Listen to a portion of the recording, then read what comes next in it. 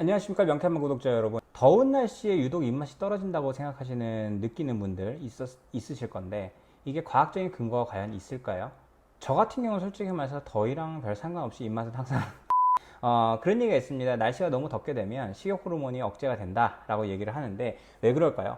날씨가 너무 덥잖아요. 그러면 외부에서 강한 열이 들어온단 말이에요. 그러면 그 열 자체를 계속 몸 안에 축적을 해놓게 되면 어떻게 될까요? 그럼 당연히 활동이 저하가 되고 모든 장기들이 망가지겠죠. 그게 열사병이라고 하는 거예요.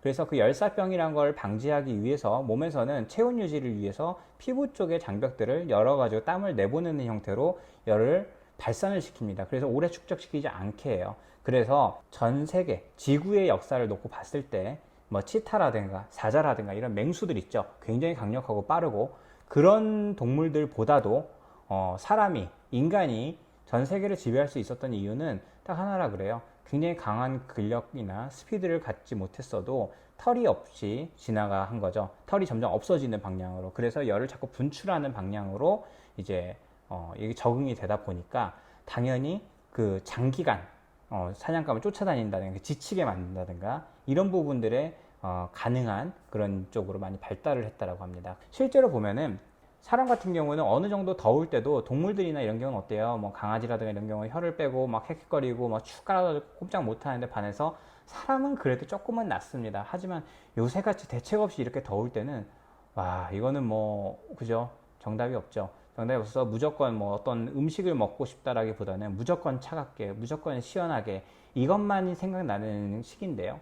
이럴 때는 열 자체도 몸에서 스트레스를 받아들입니다. 스트레스를 받아들이기 때문에 몸 자체가 긴장이 되게 돼요. 그러면은 스트레스 호르몬이 올라간단 말이죠. 그러면은 스트레스 호르몬이 당연히 코르티솔이잖아요. 그러면 혈당을 높이게 됩니다. 그렇기 때문에 당연히 식욕은 떨어지고 사람 몸은 긴급 상황에 대비하게 되기 때문에 그럴 때 소화가 잘 되는 사람은 없어요. 그거는 너무나 당연한 겁니다. 그러면은 여기서 문제가 또 하나가 있어요. 뭘까? 계속 덥기만 하면 상관이 없는데 요새는 너무 시설이 좋아요. 그래서 뭐 저희 한의원도 그렇지만 어떤 뭐 은행이나 관공서나 백화점 이런 데 가면 어때요? 굉장히 시원하죠? 그러면은 막 서늘할 정도까지 물론 적정 온도라는 걸 맞추기는 합니다만 그래서 너무 더운 데 있다가 너무 차가운 데 들어오게 되면 어떻게 될까요? 몸 자체가 교감신경에 항진되어 있는 스트레스 호르몬이 높은 상태에서 있다가 갑작스럽게 반대 상황으로 왔다가 또 나가게 되면 또 다시 그 상태로 갔다가 왔다 갔다 하죠. 이 상황은 흡사 뭐와 똑같냐면요. 우리가 제일 사람들 몸이 아플 때가 언제입니까? 병원을 제일 많이 갈 때가 언제예요? 환절기예요. 왜 환절기냐? 날씨가 계속 춥거나 계속 더우면 상관이 없는데 그 중간에 아침 저녁으로는 굉장히 춥고 쌀쌀하고 그 다음에 낮에는 덥고 이럴 때 사람 몸에서 체온 유지를 하기 위해서 계속적으로 혈액이나 이런 분포나 호르몬의 대사라든가 이런 게 일정하게 유지되지 못하기 때문에 거기 적응하는 데 시간이 꽤 걸리는 거거든요. 그로 인해 가지고 불편한 부분들 이게 지금 현재 시기나 또 동일한 겁니다. 여러분이 지금 저희 한의원에 오신다고 생각했을 때 막 더운데 뚫고 오세요. 걸어서 막 땀을 흘리면서 오셨다가 딱 안에 들어오니까 에어컨만 싹 생겨 순간적으로 시원해요. 이렇게 되면은 몸에서는 아까까지는 열을 방어하기 위해서 스트레스 호르몬을 만들어냈는데 지금은 그 상황이 아니니까 안 만들어요. 근데 이게 계속 반복이 되면 그죠?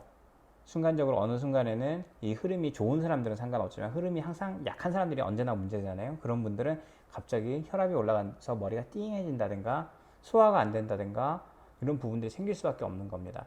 그렇기 때문에 여러분 이런 걸 예방하기 위해서 어떻게 해야 될까요?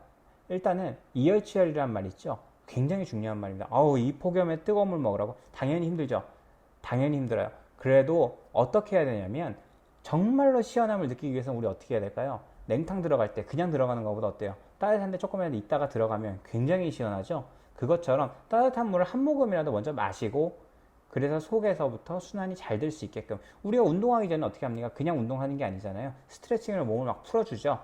그렇게 해서 몸을 풀어주고 나서 소화기를 풀어주는 거죠. 소화기의 스트레칭을 먼저 해주고 나서 그 다음에 찬 거를 먹던 아니면 일상적인 음식을 먹던 했을 때 크게 탈이 나지 않습니다. 그렇기 때문에 여러분 날이 덥다 그래가지고 우리나라는 그렇다라고 해요. 맥주도 그렇고 음료도 그렇고 굉장히 차게 먹는 그런 나라고 뭐 중국이라든가 외국 같은 경우도 가보면 저는 솔직히 해외를 나가본 적이 별로 없어서 잘 모르지만 맥주 시원한 거 달라 그러면은 특이하다고 생각한다든가 낯설어 한다는 얘기들을 꽤 많이 들었어요. 이렇게 시원하게 먹거나 이런 부분들이 물론 굉장히 순간적인 쾌감은 높여줄 수는 있지만 이걸로 인해 가지고 만에 하나 갑작스러운 소화기의 장애라든가 혈압이라든가 이런 문제가 생기게 된다면 굉장히 안 좋은 결과로 이어질 수 있습니다. 그렇기 때문에 여러분, 너무 무더울 때 더위 자체에 입맛이 떨어지는 건 너무나 당연한 현상입니다. 그럴 때는 입맛이 떨어진다고 그냥 안 먹어서 영양이 문제가 생긴다든가 이렇게 하지 마시고요.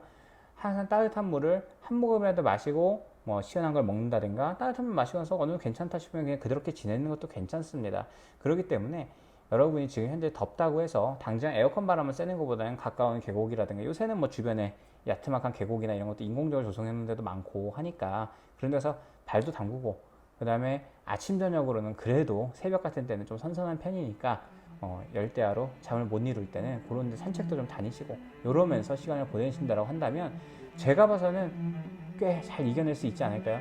여러분, 지금까지 명쾌한방 이경환 의사였습니다. 구독, 좋아요, 알림 설정 부탁드립니다.